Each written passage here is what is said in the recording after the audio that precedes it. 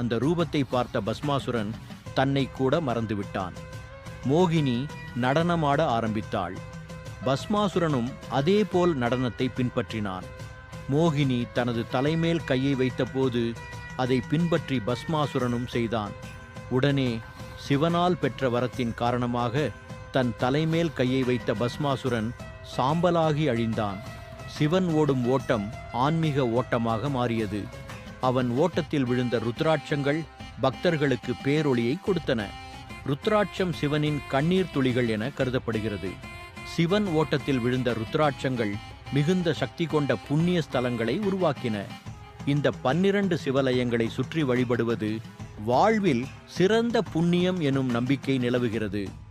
ஓட்டத்தில் தொடங்கிய பயணம் பக்தியில் முடிந்தது. பக்தர்கள் சிவன் ஓடிய பாதையையே பின்பற்றி ஓட்டம் மேற்கொள்கின்றனர். 12 சிவலயங்கள்